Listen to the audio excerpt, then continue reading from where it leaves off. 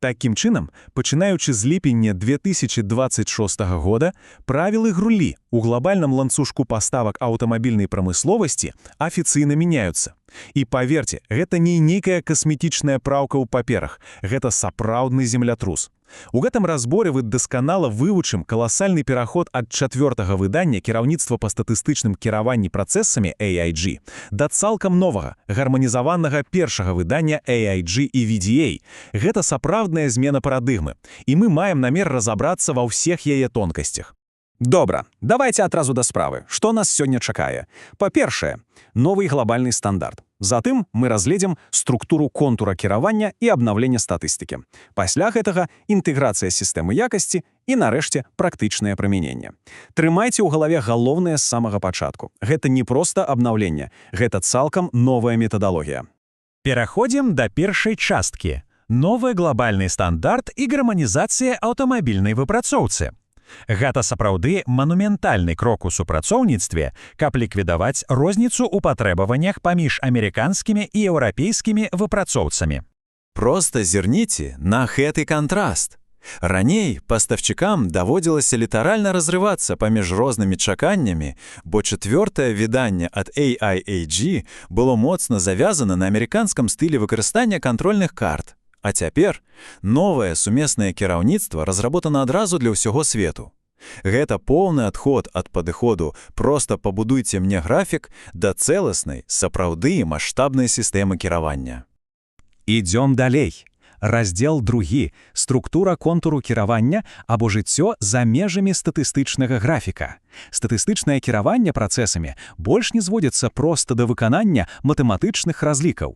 Калі паглядзець на стары метад, бок А, ён выглядае, вельмі лінейна і механічна. Сабралі даныя, зрабілі карту і прынялі меры, калі нешта ідзе не так.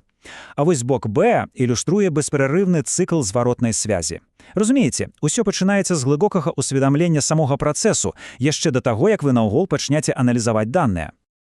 Вось класіка жанру, з якой знаёмы, напэўна, кожны на вытворчасці. Кропка на графіку выходзіць за ліміт, і якая першая рэакцыя? Правільна, неадкладна бегці да станка і пачаць круціць рэгулятары. І мы ўсе цудоўна ведаем, што часцей за ўсё гэта толькі робіць горш. Каб спыніць гэтыя рэфлекторныя павадзіны, новае кіраўніцтва вводзіць выразны 4-крокавы працэс расследавання. Выявіць прычыну, ліквідаваць яе, праверыць працэс і абавязкова задакументаваць. Статыстычны сігнал – гэта падстава ўключыць крытычнае мысленне і пачаць даследаванне, а не аўтапілот для неадкладнай карэкціроўкі. Раздзел 3. Абнаўленне статыстыкі. Тут мы сутыкаемся з вырашэннем складных рэалій вытворчасці, таму што сучасныя працэсы рэдка ідуць ідэальна роўна. Цяпер перад намі стаіць фундаментальнае пытанне, які насамрэч рэальны паводзіны працэсу і які статыстычны метад тут сапраўды да месця. Замест таго, каб слепа хапацца за стандартную кантрольную карту для кожнай задачы, нам трэба літаральна дапытаць свае ўласныя даныя. Раней мы часта рабілі выгляд, што ўсе даныя размеркованы нармальна. Але давайце будзем шчырымі, рэальнасць далёкая ад ідэалу. Даныя бываюць асіметрычнымі, абмажованымі, яны могуць дэманстраваць зусім іншыя паводзіны. І цяпер замест таго, каб проста ігнараваць гэта, мы павінны спытаць сабе, чаму яны такія? Магчыма, нам патрэбна трансфармацыя або ўвогуле іншы матэматычны апарат. І вось што сапраўды важна, асабліва для працэсаў залежных ад часу. Уявіце сабе звычайны знос інструмента на ЧПУ або змены тэмпературы ліційнай формы. Гэта ж фізічная рэальнасць. І новае кіраўніцтва нарэшце адкрыта ўключае гэтыя фізічныя з'явы, такія як дрейф або цыклы, у статыстычныя мадэлі, роблячы іх нашмат больш адэкватнымі. А цяпер, што тычыцца індэксаў здоднасці? Забудзьцеся пра часы, калі можна было проста сказаць «наш CPK 1,67, у нас усё выдатна». Не, цяпер гэтага недастатка. Вы павінны дакладна вызначыць свой уровень ацэнкі. Вы зараз тэстуеце сам станок, робіце папярэднюю ацэнку пры запуску, ці гэта ўжо бесперарыўны маніторынг у серыі вытворчасці. Рухаемся до 4-го раздзела. Інтэграцыя сістэмы якасці і перадаленне ізаляванасці. Статыстычнае кіраванне больш не існуе ў вакууме як асобнае практыкаванне. Сёння гэта жыццёва важны орган у вялікім арганізме якасці. Глядзіце на гэты ланцужок. Не варта вымяраць нейкую характарыстыку толькі таму, што яе ў прынцыпе можна вымераць. Маніторинг праз SPC існуе выключна таму, што на этапе аналізу рызык вы выявілі канкрэтную пагрозу, якую потым прыпісалі ў плане кіравання. Усё геніяльна ўзаемазвязана. І нарэшце, 5-ы раздзел – практычнае прымяненне. Давайце паглядзім, як усё гэта працуе на прыкладзе з валам ЧПУ. Каб не быць галаслоўнымі, возьмем звычайную штодзённую задачу. У нас ёсць вал, пасля абрацоўкі на ЧПУ. Яго дыаметр павінен быць роўна 20 мм, з допускам плюс-мінус 0,05. Як новы падход змяняе працу інжынера?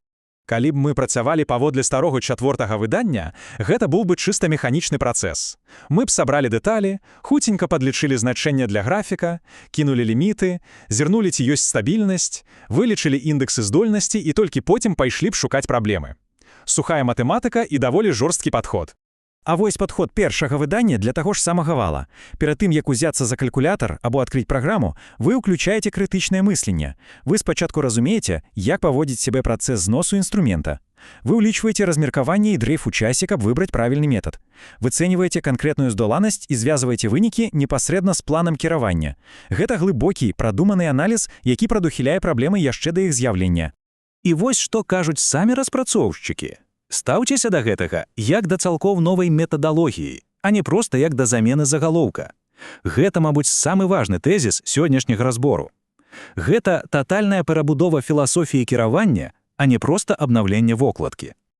Такім чынам, улічваючы ўсе гэтыя маштабныя змены, застаецца адно пытанне. Калі статыстыка – гэта больш не проста матэматыка, а патрабаванне сапраўды разумець душу вашага станка, як гэта зменіць самы першы крок вашага наступнага даследавання здольнасці? Вось пра што варта сур'ёзна паразважаць на шляху да ліпеня 2026 года. Час даследаваць, адаптавацца і ніколі не пераставаць задаваць пытанні сваім даным.